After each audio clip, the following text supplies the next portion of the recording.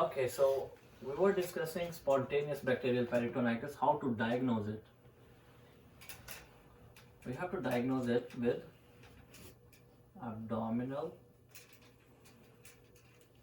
paracentesis.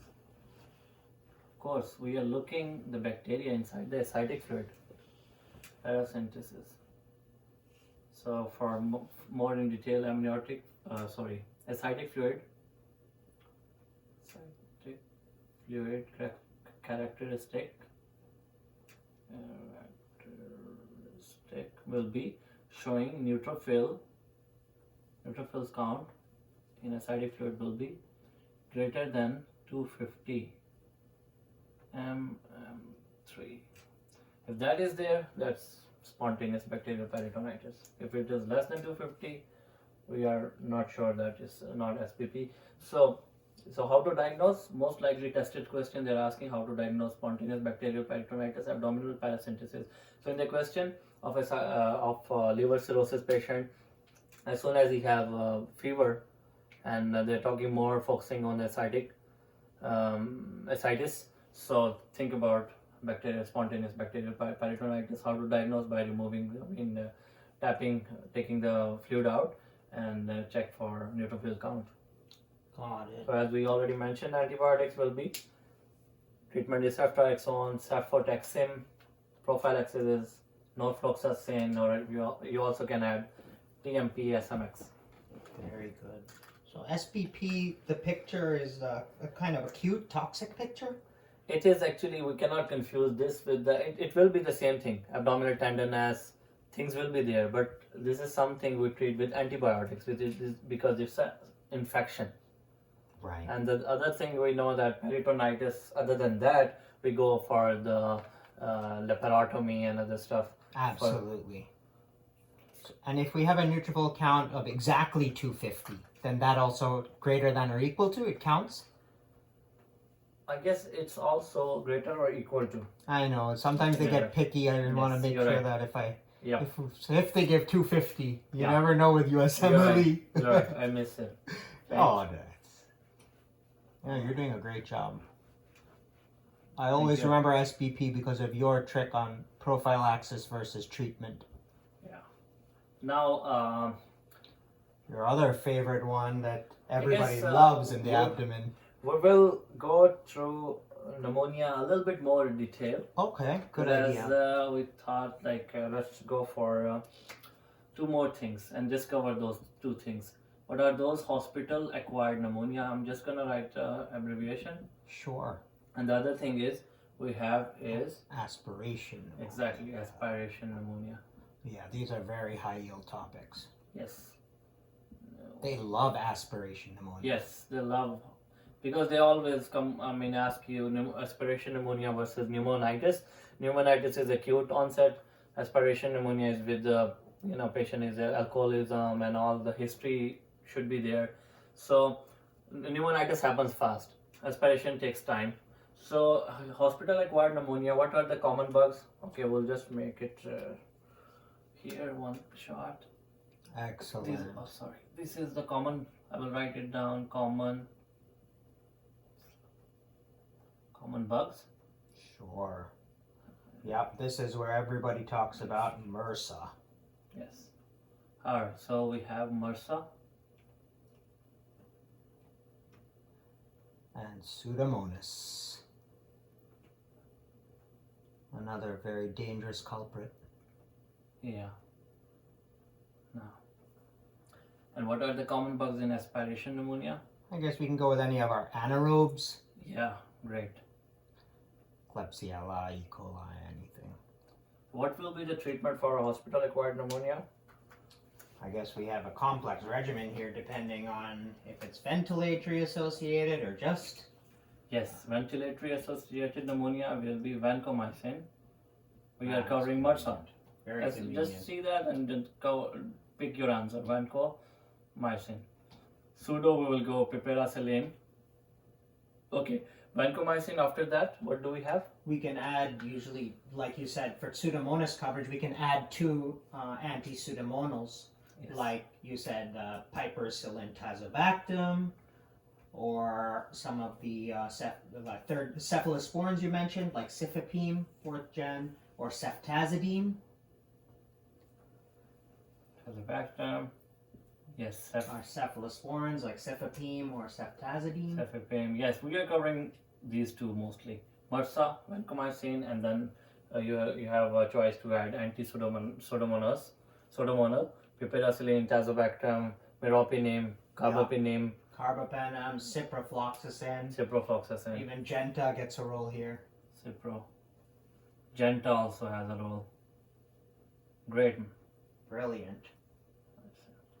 Now, if you talk about aspiration pneumonia, we know anaerobes, as we mentioned before. Clindamycin is the answer. Very good trick. Clindamycin.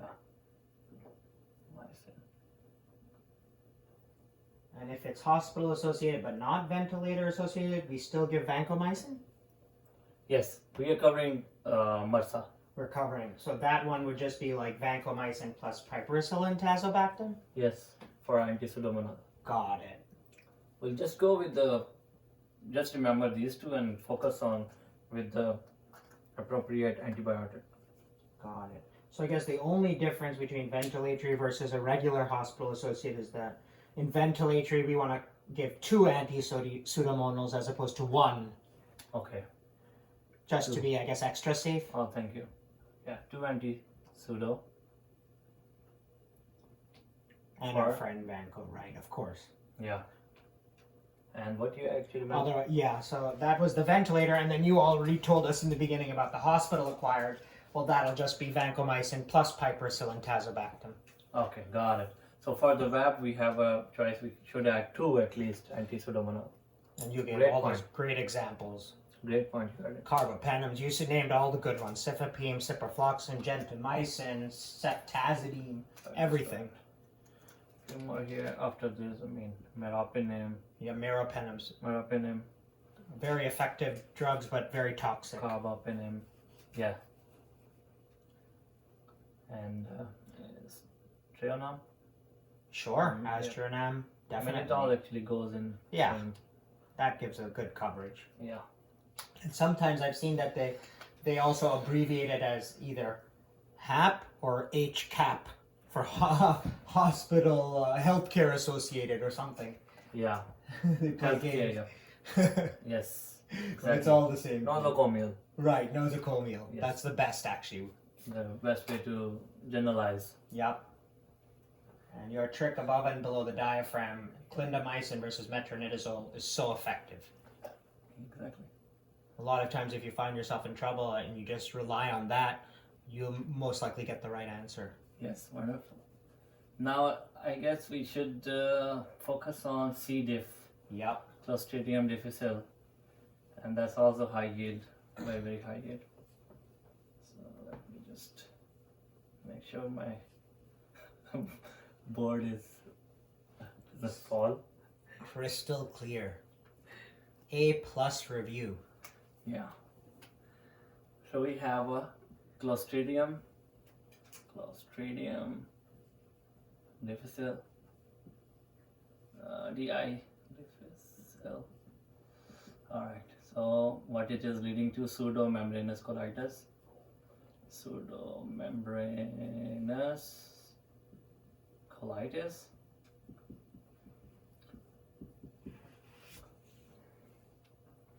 Most likely on the right lower quadrant, that area, and leading to watery diarrhea. Now, after using hospitalization, antibiotics, PPIs also. So, C. diff, what are the common bugs? We know that because this is C. diff associated diarrhea, so pseudomembranous is C. diff. Right. Main bug, you don't need to write, sorry, common bug, we just know that C. diff. So, how to treat? Oral Vanco. Yes, oral vancomycin.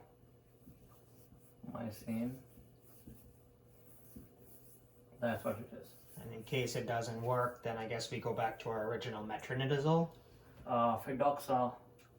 Okay. Good one. Fidoxomycin. Fidoxo? Sure. Fidoxomycin. Yeah, fidoxamycin. Fidoxa. Mycin. Yeah, that's pretty good. Alright. So that's for severe cases. Yes. Got it. Now, anything else we are okay? So there's extra point we need to just always be mentioned that if C. diff is causing toxic megacolon, C. diff is leading to toxic megacolon, then after abdominal X-ray, you know, there's a huge megacolon, hemodynamically unstable patient, you have to treat with antibiotics. Versus IBD associated toxic megacolon like ulcerative colitis leading to toxic megacolon, you treat with corticosteroids. I'll just write it here. That's a great point. Just extra things which is very high yield, they always test. So if you're comparing, I mean, we should know that IBD leading to toxic megacolon, we are treat the cause, corticosteroid. Can we do colonoscopy in toxic megacolon?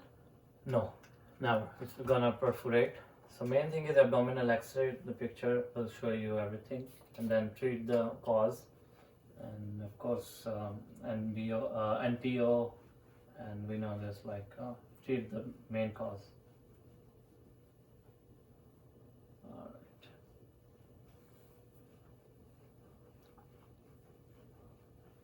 Now next part is we'll go for bladder. Okay, first we'll talk about, let me just draw a beautiful kidney here. Alright, so pyelonephritis here. Now we'll draw this bladder. So this is bladder, just bear with me. So cystitis we're gonna focus on. Cystitis and pyelonephritis. Nephritis. So let's talk about pyelonephritis first. Same, we'll go with that protocol, like first common bugs. What are the common bugs? E. coli. Yes. Thank you. E. coli.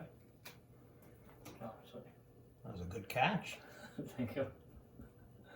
E. coli. You must have been on the cricket team. Oh yeah.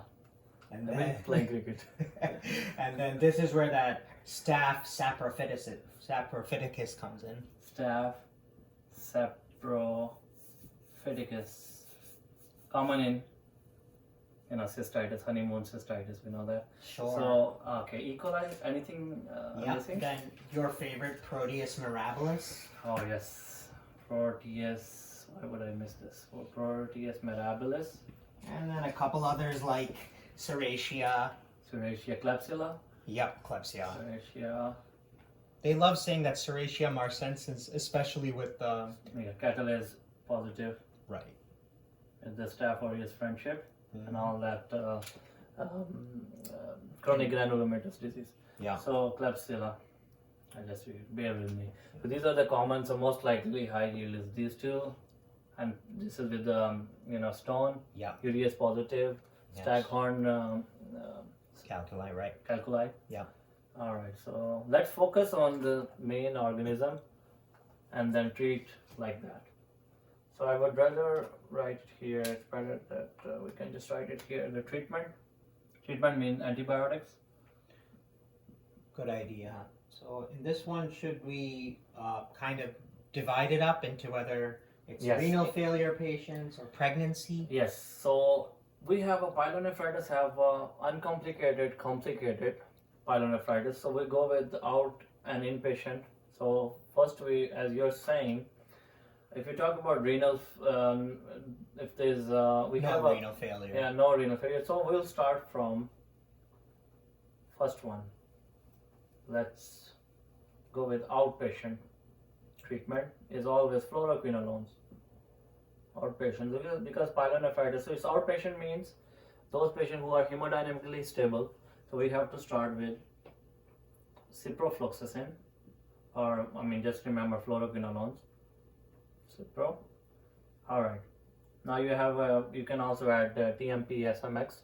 and make sure there's no renal failure there, renal insufficiency. So we have to make sure TMP SMX. So I mean, that's the starting part is always the Bactrim. Then you go for the high, high potency drugs, which is Cipro. So make sure you start with Bactrim outpatient, and then if patient has a renal insufficiency or renal failure, any cause, then go and switch the other drug. So outpatient and versus inpatient. Inpatient, where the patient is hemodynamically unstable, you admit the patient into the hospital, where you start IV Ceftriaxone. Yes, IV ceftriaxone. And that one is safe in pregnancy too. Yes, that one is safe in pregnancy too. So I will just write it again. I mean, I'll make it more space. We can just go again.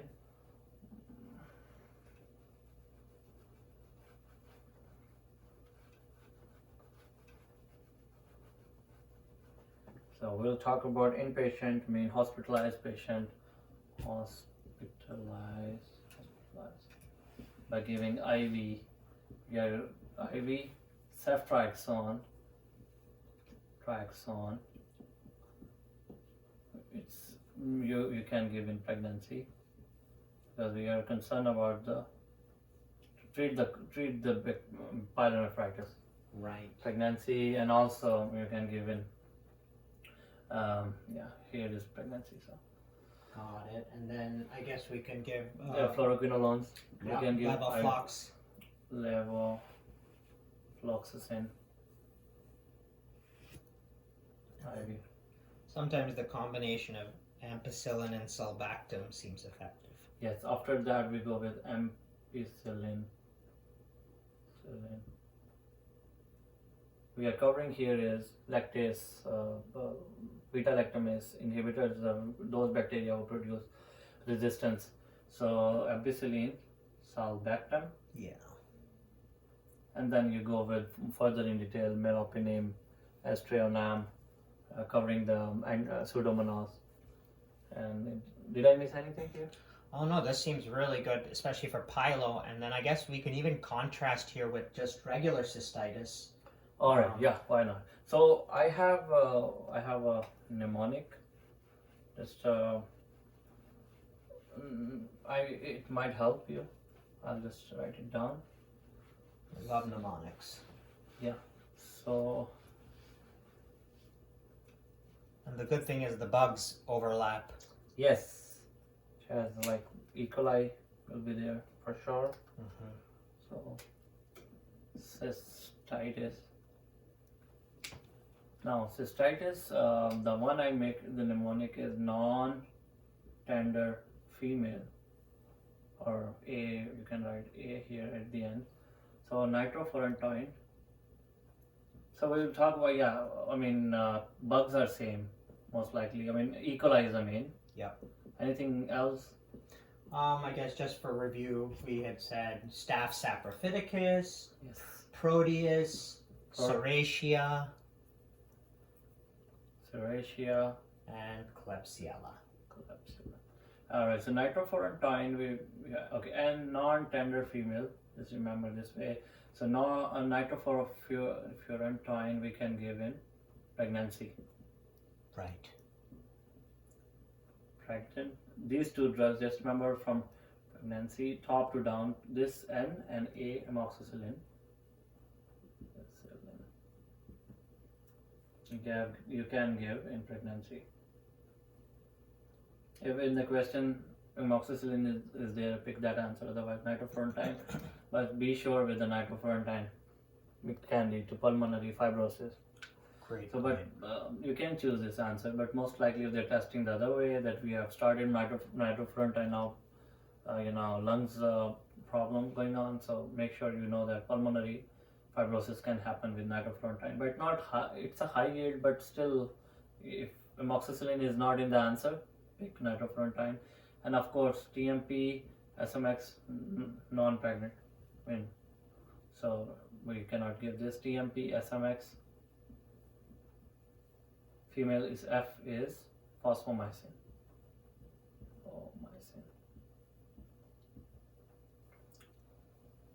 Did I miss anything? No, that seems pretty good. Again, I guess we can just highlight that TMPSMX, non-pregnant, and no renal failure. Yes, again. Nephrotoxic. No renal failure. And then with the fosfomycin, sometimes they write also fidaxomicin. For what? For the F, for severe cases, they also sometimes add fidaxomicin. That's fosfomycin. Same thing? Or Yeah. maybe they're like No, brother, sister. fosfomycin is, I guess, Fosamax? aminoglycoside. Aminoglycoside. Yeah, seems like that, but I might be wrong. But I guess with the mycin, I'm going for that. Mycin. This is fosfomycin. Yeah. Fidaxomicin in the case of C. diff. Got it. Yes. And then they also mentioned that in case after all this, you have an option to do a fecal transplant. All right, so that's in the case of C. diff. I actually missed that. So C. diff, after giving antibiotics, if you really want to sure that, those patients, you can transplant fecal. Yes, To you're just right. That's a treatment that you just do after antibiotics. Absolutely. Fecal Everything transplant. else, you're absolutely right. You can just write it here. Might miss it. Yes. C. diff. I forgot to mention that too when you did C. diff. After giving antibiotics and still not improving, at the end fecal. That's a good thing. You actually fecal transplant will help normal, making a normal mucosa and leading to improvement of the symptoms.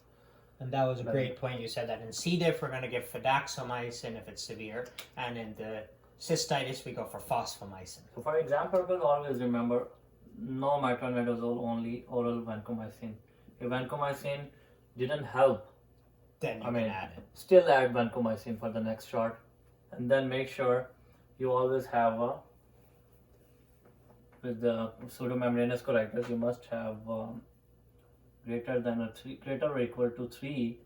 There's like criteria you're saying it must be greater or equal to 3 watery diarrhea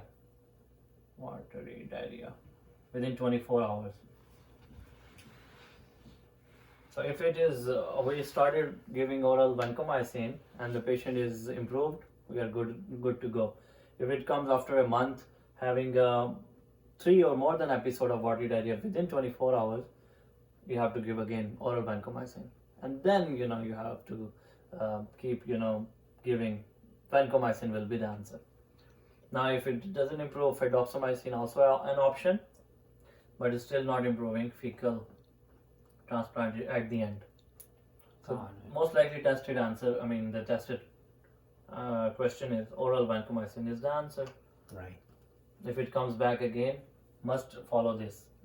There should be greater or equal to 3 watery diarrhea within 24 hours. Within 24 hours. Okay, wow. If it is less than or equal, less than 3 or 2, just observation. Observe. Okay. Cool. And then is it okay with amoxicillin since in cystitis with pregnancy we can give ampicillin too? Yeah. Exactly. Either is fine. I don't really remember, but I guess amoxicillin will be the best choice. Okay. That's how they most likely tested in the case of meningitis when you're adding ampicillin in immunocompromised patients. Got it.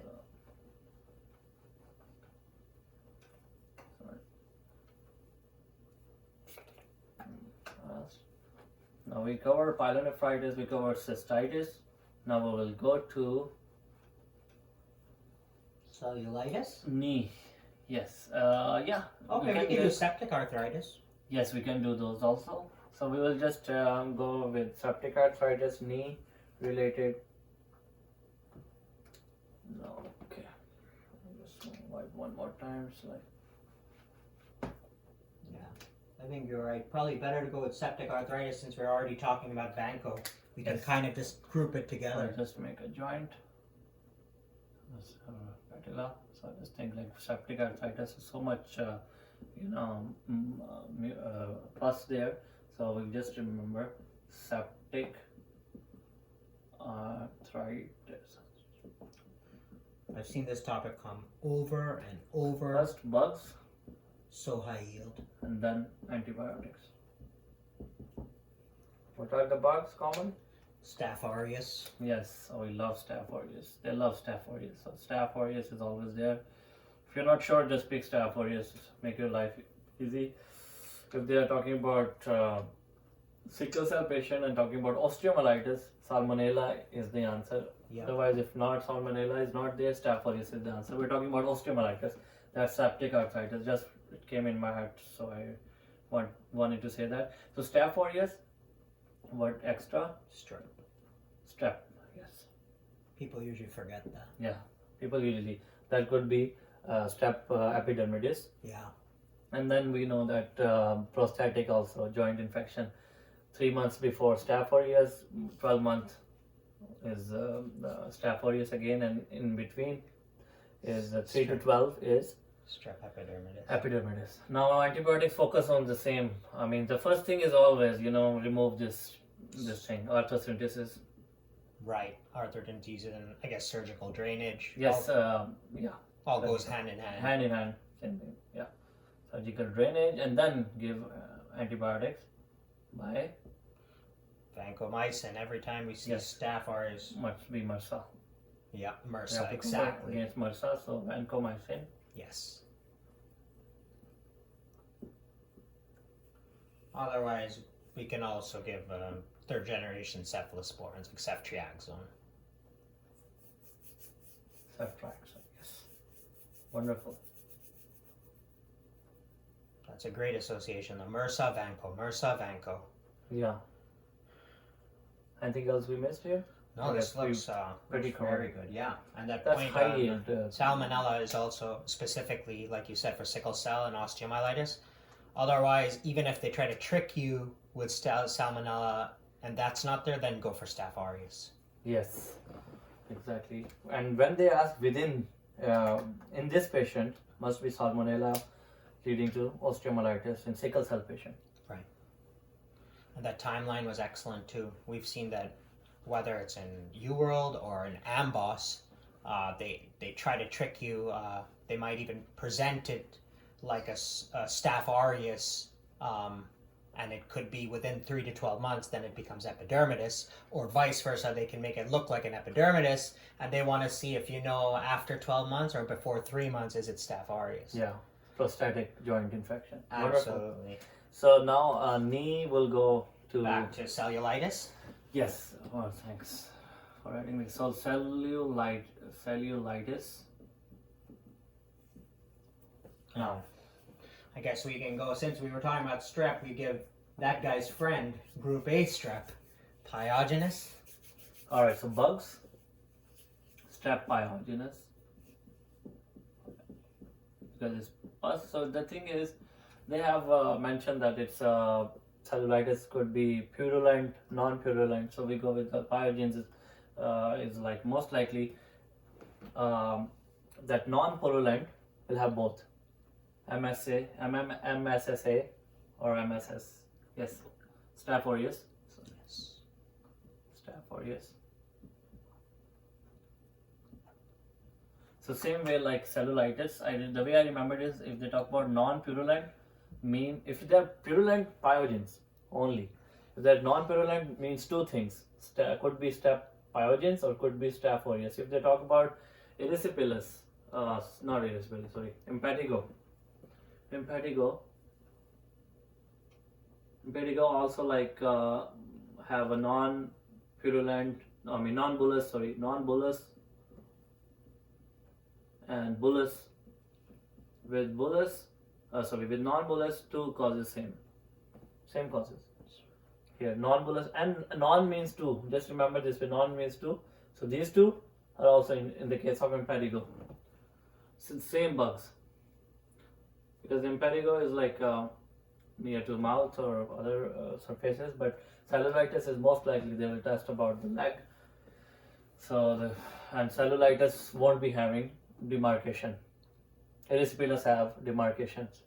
That's a great point. There's extra things that we are adding here apart from antibiotics. So bugs are Staph pyogenes and Staph aureus, right? Yes. Now treatment will be pyogenes. You have to give. I guess we can give TMP-SMX. Yes, we can give TMP-SMX. Something I didn't know before that Yeah. actually is effective here. Yeah. And then Clinda, like you said, above the diaphragm. clindamycin. In this case, it doesn't matter above or below the diaphragm. Yes, the thing is, after we're giving covering with TMPI, still there is a resistance. Then you go for attack the anaerobes also. So, are we? Do we add other antibiotics? In case these are the best ones for sure, but we can always add dicloxacillin. Yes, that's why we were concerned about Yes. MSSA, Exactly. You like said sensitive one, dicloxacillin, And all that methicillin sensitive. So those coverage, and then if there's MRSA is there, then vancomycin, right? right, and then we can also give cephalexin. Cephalexin. Yes, well that has the same Exactly, friendship. Yeah. cephalexin. Yes. Great. Just go with the bugs and think about what are the main causes, main microorganism, and go with that. If the resistance is there, then we are covering with giving vancomycin, beta-lactamase inhibitors, and then clindamycin is also adding if there's anaerobic picture. So do the culture sensitivity, then we will make sure that now it's a resistance, MRSA, vanco, and also beta-lactamase inhibitors by giving amoxiclav or sulbactam. Okay. Great. This is so far great review. Now, after cellulitis, we'll talk about Catheter infections talk about catheter infection. or sepsis. Yes, after that we'll talk about sepsis. That's a good. All right. So, sorry, it takes time. Now, catheter.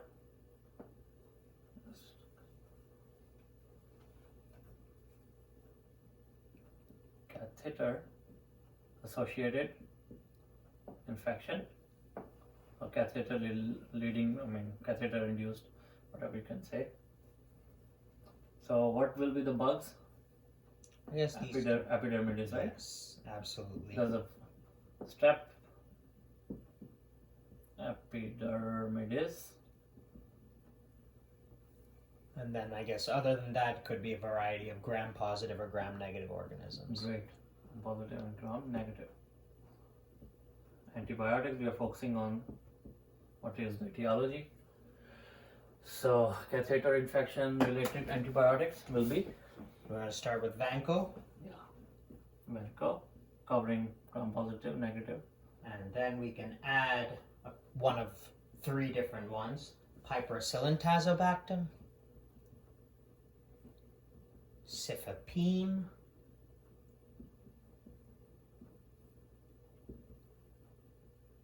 or if we want to go hardcore, then we go meropenems. Oh, got it. Vanco has become a mainstay in so many treatments now. Yeah, Vanco is the mainstream, exactly. Yeah. So we're covering not only gram-positive, gram-negative. Pretty much gram-negative will have Pseudomonas and E. coli also. All the things. Wonderful. And then the good thing is that these antibiotics even apply to sepsis. Yeah, great. So, all right. So we'll talk about neonatal sepsis. I'll just then. What are the main causes, as we always know, that for the high yield for your USMLE exam?